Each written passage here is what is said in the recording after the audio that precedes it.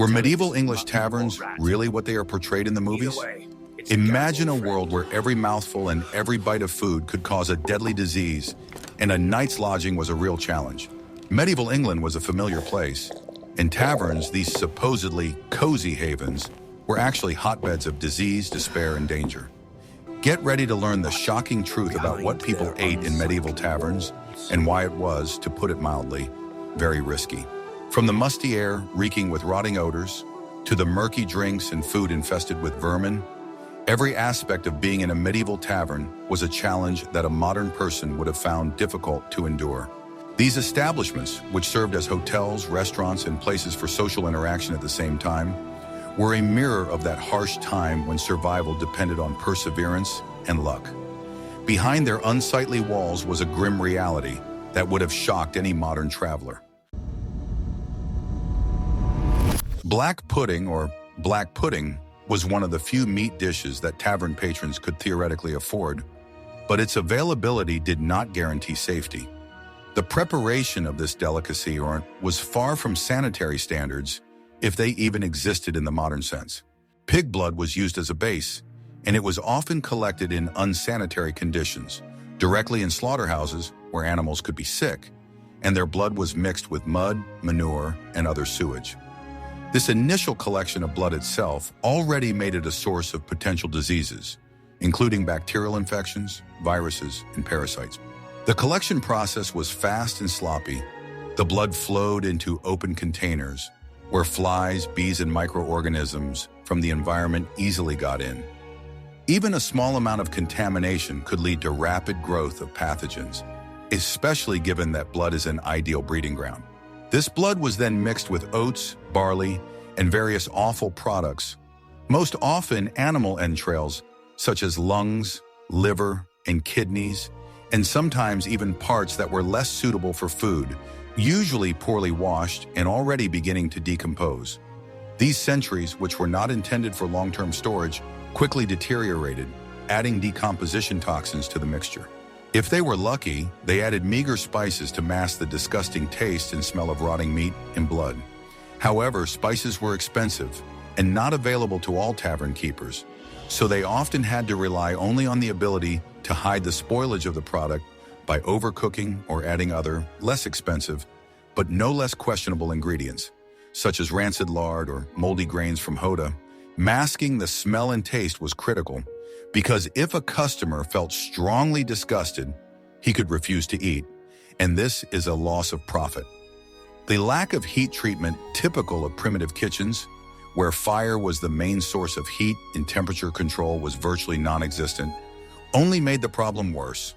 Cooking or frying black pudding was often superficial, leaving the inner layers raw or undercooked.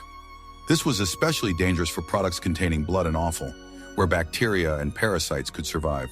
In addition, the use of stale or poorly cleaned intestines as a natural casing for sausage turned the black pudding into a biological time bomb. These intestines, containing the remains of the digestive tract of animals, could be infected with bacteria such as Salmonella or Escherichia coli, which, with insufficient heat treatment, actively multiplied, penetrating the sausage itself. The intestines were rarely flushed properly, and their storage also left much to be desired. They often lay in salt water or simply hung on hooks, attracting flies and rodents. Eating such pudding could lead to severe gastrointestinal infections, causing severe vomiting, diarrhea, dehydration, and high fever. Parasitic infestations caused by larvae and eggs of helminths, for example trichinosis from pork, were also common, which survived in poorly cooked meat and could settle in human muscles and organs, causing chronic pain, muscle weakness, fever, and sometimes damage to the nervous system. These parasites could remain in the body throughout their life, slowly undermining her health.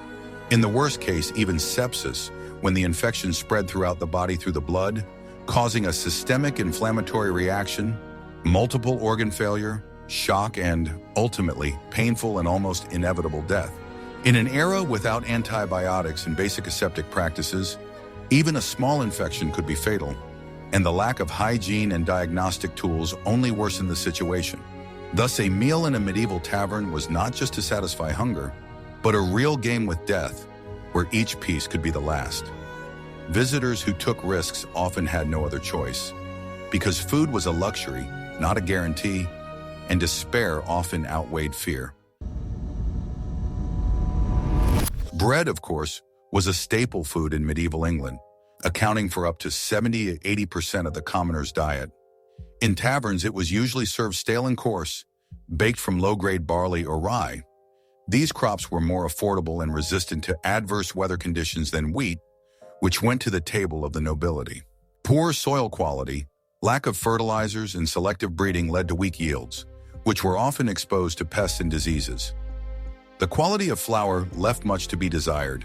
It often contained impurities including sand, small stones, grain fragments, insects and their larvae, as well as mold, which made the bread not only tasteless, but also difficult to digest.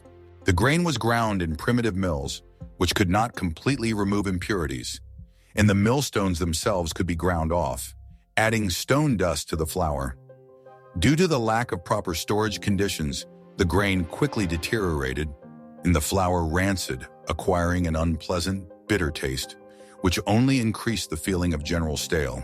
However, what was much more frightening was that this bread was often affected by ergot, a poisonous fungus, Claviceps purpurea, that settled on grain crops, especially rye, in the form of dark, hard formations resembling horns. These horns, or sclerotia, contain powerful alkaloids such as ergotamine and ergocristin, which when ingested cause severe poisoning known as ergotism. Eating such contaminated bread caused a syndrome known as Antonov fire, or ergotism, so named because of St. Anthony, who was approached for healing from the disease. The disease manifested itself in two main forms, gangrenous and convulsive. The gangrenous form caused a strong burning sensation in the limbs, which gradually turned into numbness, and then tissue necrosis, leading to gangrene, blackening of the limbs and their subsequent death. The limbs could literally mummify and fall off, resulting in terrible suffering and disfigurement.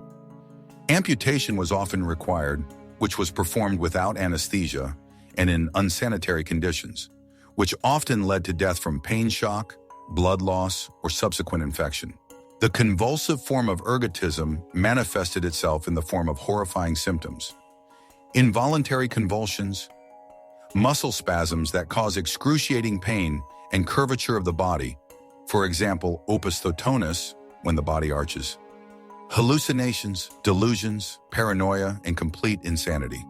People could see demons, feel their bodies burning from the inside out, or perform uncontrolled movements that resembled dancing. These symptoms could last for hours, days, and sometimes even weeks, draining the patient to complete exhaustion and eventually, not infrequently, leading to death from heart failure or respiratory paralysis. To make this stale, mildewed, and often tasteless bread even slightly edible, it could be dipped in sour ale. This only masked its hideous VK mustache, but it also added to the effects of fungal infection, since the ale itself could be made from the same infected grain, which made it another source of toxins and increased the effect of the poison. Historical records contain shocking accounts of mass psychosis cases, where entire villages were driven into insanity by nightmarish hallucinations, often as a direct result of eating ergot-infested bread. These episodes were often mistakenly interpreted as manifestations of witchcraft or demonic possession, because the nature of the disease was completely incomprehensible and people were looking for supernatural explanations. Cases of the St. Vitus dance, where people danced uncontrollably to the point of exhaustion, and mass hysteria could also be linked to ergoticism, turning entire communities into scenes of mass insanity. Thus, bread, which was supposed to be the source of life, in the Middle Ages often became a harbinger of suffering and death, reflecting ignorance in matters of hygiene and food safety, as well as a lack of knowledge about the toxic properties of certain natural organisms. Meat, while extremely rare on a commoner's table, if it was served at all in a tavern, was rarely fresh, especially outside of the slaughtering season, usually in the fall, when most animals were slaughtered to avoid being fed in the winter. During the year, most of the available meat was preserved using primitive methods. In most cases, these were pieces of old, rancid, salted dried meat that could be stored for months or even years until it was sold or used. Preservation methods in the Middle Ages, such as salting, drying, and smoking, were primitive and often could not save the product from spoilage. Salt was an expensive commodity, and it was often used in insufficient quantities to save money, resulting in incomplete preservation. There could be areas inside the meat chunks that were not properly salted, where the bacteria continued to multiply. In addition, the salt quality was low, with impurities that could promote the growth of certain bacterial species, such as halophilic, salt-resistant microorganisms. Often such meat, despite processing, was infested with fly larvae, covered with a thick layer of mold, which sometimes even penetrated deep into the fibers, changing the color of the meat to greenish or black. It gave off a distinctly cadaverous smell of rot and rancid fat, caused by the oxidation of lipids and the decomposition of proteins. The lack of refrigerators and proper storage conditions meant that the meat was exposed to heat, humidity, and insects that actively multiplied in it, especially in the summer. Flies laid eggs on the surface of the meat, from which larvae quickly hatched, eating the product. If the innkeeper had any spices, and this in itself was a rarity and a privilege of rich merchants who could afford imported spices such as pepper, cinnamon, or cloves, they were used not to add flavor, but to somehow mask this terrible smell and taste of rotten food, the product. Spices with a strong aroma were the perfect means to deceive the senses of visitors who had no other choice and had to rely on the conscientiousness of the cook. The consumption of such meat led to severe food poisoning caused by bacteria such as Clostridium perfringens, Staphylococcus aureus, and others, which produced toxins even in a salty environment. Symptoms included severe nausea, relentless vomiting, profuse diarrhea, excruciating abdominal cramps, and fever leading to dehydration and exhaustion. Dysentery caused by Shigella or amoebae was also a common consequence of eating contaminated food, leading to bloody diarrhea, rapid dehydration, and critical exhaustion. Botulism, although less common, could also be a consequence of eating improperly preserved meat, especially under anaerobic conditions, causing paralysis, respiratory problems, and death. Pathogenic bacteria and toxins survive perfectly even in salty environments, especially if the salting process was disrupted or insufficient, or if the meat was already highly contaminated before processing. It was a real culinary risk which often ended tragically. Death from simple poisoning was a common occurrence, and chronic gastrointestinal disorders were the norm of life, undermining health and working capacity. People of the Middle Ages, who had no idea about germs and hygiene, often attributed these diseases to bad air, miasma, or divine punishment rather than spoiled food, which was their only hope of survival. Eating such meat was an act of desperation, not of theft, and reflected the harsh realities of life, where survival depended on the body's ability to deal with constant threats, and every meal was a potentially deadly lottery. Chowders and stews were the mainstay of most tavern-goers' diets, as they were considered filling, cheap, and relatively easy to prepare without requiring special culinary skills or expensive equipment. They were prepared in large cauldrons and could be reheated several times, making them cost-effective for tavern owners by reducing fuel and ingredient costs. However, their preparation was not much different from cooking slop, and sometimes it was literally them, because the standards of gobiena, such as modern ones, did not exist at all. The main ingredients were old legumes, peas, lentils, beans, which were often purchased long ago and stored in conditions conducive to their spoilage. They could be moldy, infested with grain-eating bugs, or have an unpleasant musty smell that indicates the development of microorganisms. Root vegetables such as turnips, carrots, and parsnips were also rarely fresh. They were stored in damp, cold, and rodent-infested basements where they rotted, dried out, became soft and tasteless, and sometimes became covered with mucus from bacterial decomposition. Spoiled grains that were not suitable for baking bread or making ale also found their way into these stews, adding a bitter taste and unpleasant texture. All this was stored without any sanitary standards, often in open bags or on the floor, accessible to all types of pests, from insects to rodents. These dishes weren't just tasteless, they were downright dangerous. In them, it was often possible to find completely extraneous additives that got into the cauldron due to the negligence of cooks, a complete lack of hygiene, and widespread unsanitary conditions in medieval kitchens. These could be fragments of bones left over from rough meat cutting, rodent teeth, their excrement, bird feathers, animal hair, cats, dogs, rats, mice that roam freely in kitchens in search of food, or even whole insects, flies, cockroaches, beetles floating on the surface, and adding piquancy this infernal concoction. Cooks who often work in dark, smoky rooms with scant light from the hearth simply did not notice these ingredients or deliberately ignored them, because throwing away the product meant losing money, and hungry customers would not be up to quibbling. In addition to the disgusting taste and unsanitary conditions, this food was almost completely devoid of vitamins, minerals, and other vital nutrients. Prolonged cooking at high temperatures, repeated heating, and the use of spoiled products destroyed the last remnants of vitamins and denatured proteins. This led to widespread deficiency diseases that were endemic to medieval society and were often erroneously attributed to bad temper or weakness of the individual rather than the true cause, chronic malnutrition and poor quality food. One of the most common and scary examples was scurvy caused by acute vitamin C deficiency.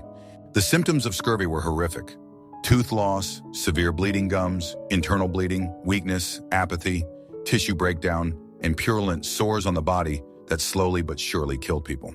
A lack of B vitamins led to pellagra, rash, diarrhea, dementia, and a lack of vitamin D and calcium led to rickets and weak bones, making people more susceptible to fractures and skeletal deformities. Constant malnutrition and chronic vitamin deficiencies weaken the immune system, making the body extremely vulnerable to any infection, be it the common cold or the deadly epidemic of plague and smallpox.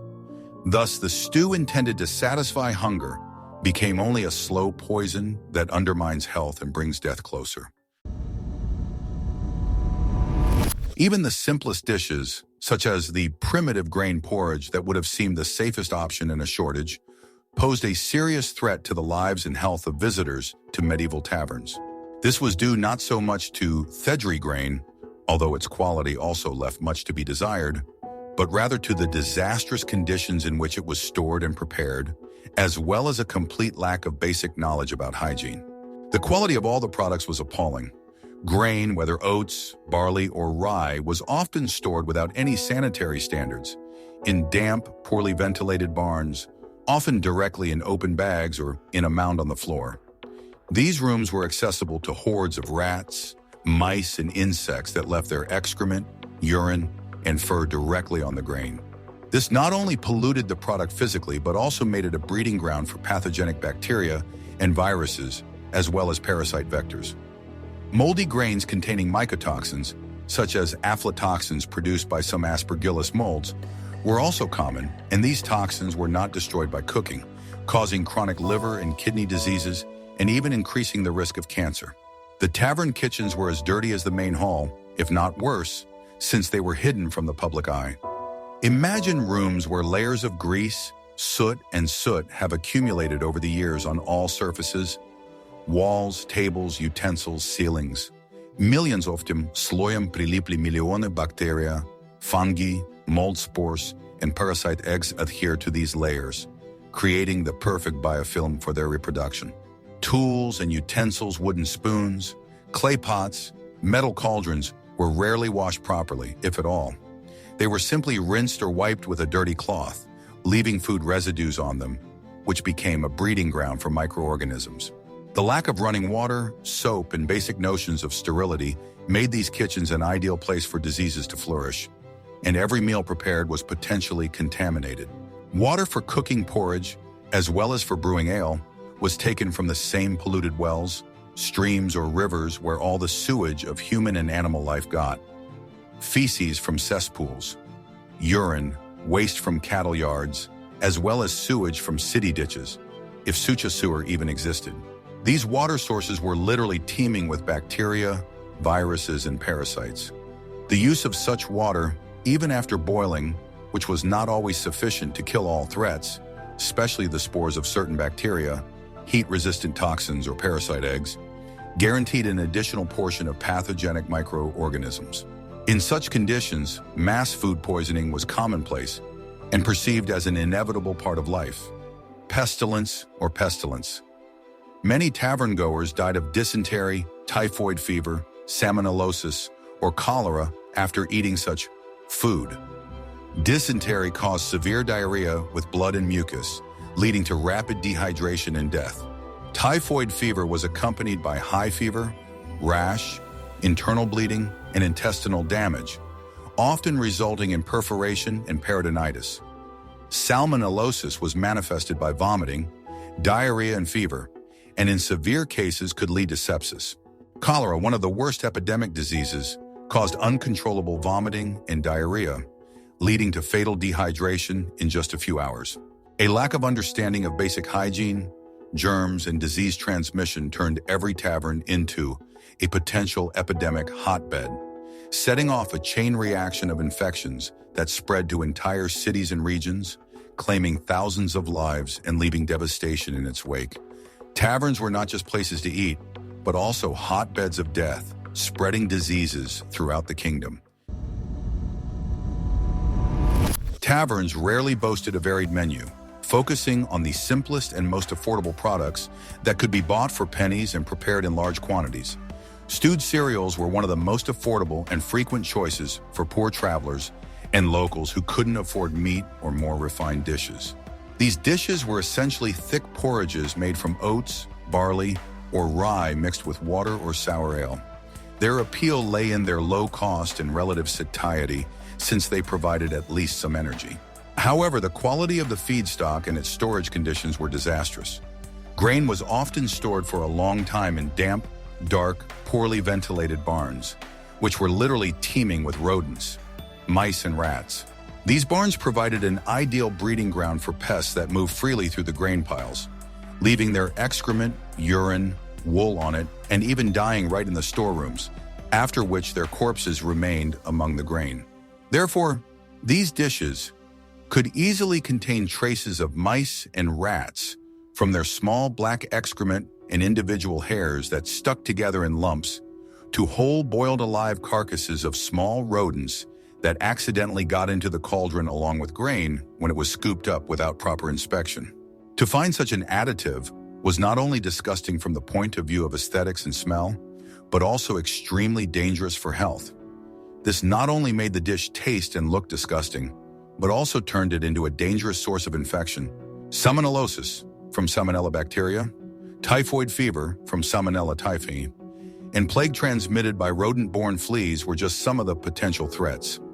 Rodents are known carriers of many pathogens, and their presence in food is a direct route to epidemics. Their excrement and urine contain bacteria that cause severe gastrointestinal diseases. Fleas that parasitize rats, especially black rats, which were common in medieval Europe, may have carried the bacteria Yersinia pestis, the causative agent of the plague, one of the deadliest diseases in human history that ravaged continents. Consumption of contaminated grain, or even indirect contact with it through dishes contaminated with fleas or their excrement, could lead to a fatal infection. Such a breakfast was reserved for the most desperate, those who had no other means of support and were willing to risk their lives for a few grains of calories to satisfy an unbearable hunger. For them, it was a choice between imminent starvation or potential death from disease. Lack of any awareness of germs and disease transmission made people vulnerable, and they often did not attribute their illnesses to eating contaminated food. In conditions of widespread poverty and lack of alternatives, such food was part of the daily struggle for survival in the medieval world, where every meal could be the last test, and survival was more luck than the norm. If cheese was served in a medieval tavern, it was most likely a homemade product that was stored without any proper conditions, unlike today's standards. Milk for its production was rarely pasteurized, which meant that all the bacteria, viruses, and parasites that could live in the cow's udder or get there from the environment were present in it. Musty raw cheese could be covered not only with noble mold, which is now valued in expensive varieties, but also with harmful fungi that cause various diseases. These fungi not only spoiled the taste and smell of cheese, but also released mycotoxins that can cause poisoning and long-term health problems. Moreover, it often contained larvae of cheese flies, for example, Pyophila, which developed inside the product, using it as a nutrient medium.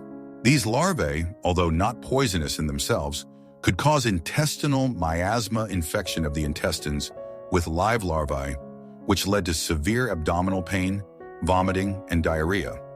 Finding such tenants in cheese was a common practice, and they did not always scare away a hungry person. The taste of this cheese was acrid, sour, rancid, and extremely unpleasant, sometimes with an ammonia tinge due to the decomposition of proteins. The consumption of such cheese, often made from unpasteurized milk, led to severe stomach disorders, diarrhea, dehydration, and could also cause serious bacterial infections. Brucellosis, or Maltese fever, was transmitted through unpasteurized dairy products and caused prolonged fever, joint pain, fatigue, damage to internal organs, and could lead to disability or even death. Listeriosis, caused by the bacterium Listeria monocytogenes, was also common and especially dangerous for pregnant women, children, and the elderly, leading to meningitis, sepsis, and miscarriages. These bacteria multiplied perfectly in cheese in the absence of proper hygiene and temperature control. Every piece of cheese served in a medieval tavern was akin to a game of Russian roulette, where the chance of getting a fatal illness was not so small. Customers who had no other options often took risks without realizing the true threat lurking in this delicacy. In coastal or riverine areas where access to fish was easier, dried fish could be served in taverns. This was one of the few ways to preserve fish without spoilage in the absence of refrigerators. The process of drying fish was usually very primitive. The fish was simply hung out in the open air, in the sun or in the shade, without providing any protection from insects, dust, or animals. As a result, while the fish was drying, it became an ideal breeding ground for various insects. Therefore, it was often affected by insect larvae, for example, flies, worms, larvae of various parasites, and helminth eggs that fell on the fish from the environment or from the insects themselves. The flies actively laid their eggs on fresh fish, and as they dried, the larvae developed inside, eating the fish's meat. Such fish, despite salting, which was often insufficient for complete preservation or was carried out after infection, was not completely safe and could be a source of many parasitic infections that are dangerous to humans. The fish may have been infected with parasites such as trematodes, Opisthoraciasis, Clonarchiasis, cestodes, Diphyllobothriasis, broad tapeworm, or nematodes, Anisakidosis, which survived in not fully salted or dried fish and were transmitted to humans when consumed. Its sharp, rancid smell, which they tried to mask with spices if they were available, or other strong aromas, still broke through, indicating the process of decomposition of fats and proteins.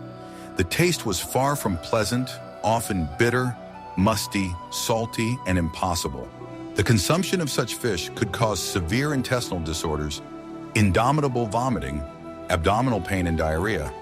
However, the main danger was infection with helminths, worms, which led to chronic diseases, exhaustion of the body, anemia, pain in the muscles and joints, and in some cases, to damage to internal organs, including the liver, lungs, and brain.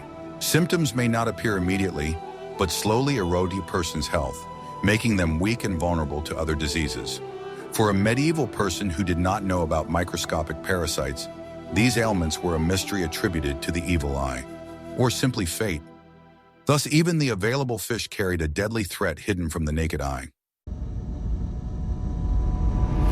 Taverns could offer eggs as a relatively quick and easy source of protein. They were cheaper than meat and could be cooked fairly quickly. However, their provenance and freshness were often highly questionable, making them a potential time bomb. Bought from local farmers, these eggs may have already been spoiled, as farmers often collected the eggs for several days before selling them, unable to ensure their proper storage. The eggshell, which is supposed to be a natural barrier, could have cracks, even microscopic ones, that opened up a direct path for bacteria to enter the egg. These cracks may have appeared during transportation, careless handling, or due to hens laying eggs in unsanitary conditions. The eggs were stored in completely unsanitary conditions, without cooling, often in dirty baskets, in the same room with animals, chickens, pigs, rats, where feces and other sources of contamination were everywhere. Chickens may have been carriers of bacteria, especially salmonella, which was transmitted from the bird's intestines directly to the egg. Cooking eggs in taverns was probably minimal to save fuel and time. They could simply be thrown into boiling water for a short time. Fried eggs with liquid yolk or a barely fried omelet could be cooked.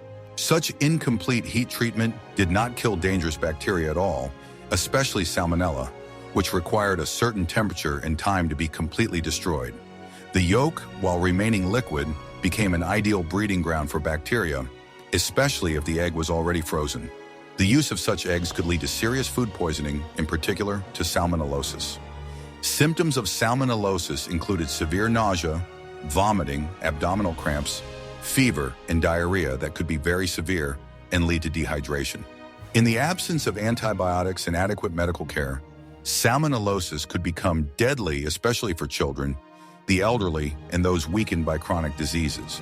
Given the complete lack of refrigerators, proper food hygiene, and an understanding of the causes of disease, every egg served in a tavern was an unpredictable risk factor, where cheap protein could come at a high price, the price of life. People just didn't know that invisible enemies, bacteria, were lurking in their food. One of the tavern's more sophisticated offerings, which may have been served to wealthy patrons or those who could afford something more than porridge or bread, was stewed meat. The name was tempting, promising a hearty meal, but the generic term often hid the most unpredictable and dangerous ingredients. This dish was a kind of disposal for tavern keepers, which included any meat leftovers that could no longer be served in a more presentable form due to their age, condition, or appearance. Often, this dish included meat from old poultry, chickens, geese, that no longer laid eggs or were too skinny for normal cutting and selling. Wild animal meat that was not always legally obtained, poaching, and not always fresh could also be used. For example, it could be a deer, a hare, or even a fox that died of a disease or was found already half decomposed in the forest.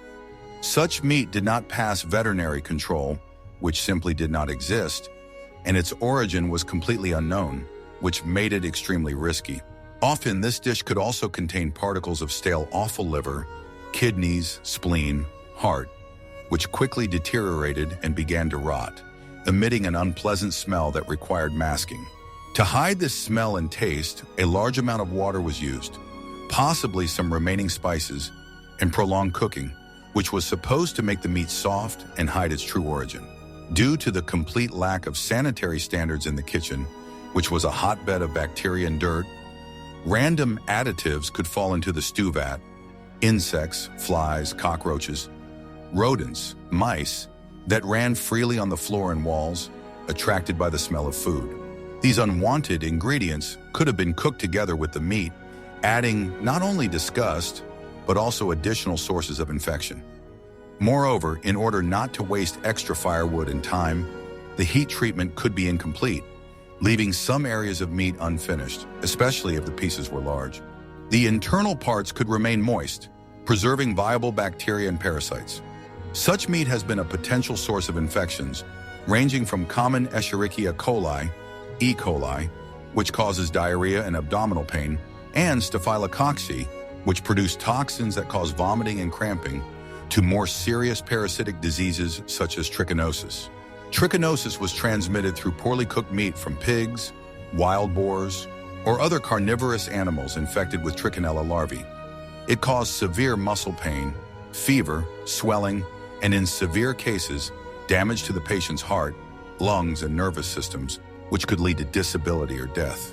Every time the customer ordered a stew, he was betting on his life, not knowing what exactly was hidden in the cauldron and what invisible threats lay in wait for him. It was survival, not food enjoyment, and it reflected the harsh realities of medieval life, where any meal could be a deadly adventure. So, medieval English taverns were not just a place to eat and relax. They were an ordeal, where every aspect of their stay was a hidden and often overt threat. From poisoned ale and spoiled food To vermin-infested, sleeping areas, and the constant danger of violence, these establishments were hotbeds of disease, despair, and hunger. What people ate in medieval English taverns was, frankly, not just dangerous, but a deadly venture that required incredible stamina and luck. It was a world where simple human needs could turn tragic. If you enjoyed this look at the dark reality of the Middle Ages and are ready for new discoveries, do not forget to subscribe to the channel to learn even more shocking facts from history that you will never be told in textbooks. What other aspects of your mid-century life would you like to consider?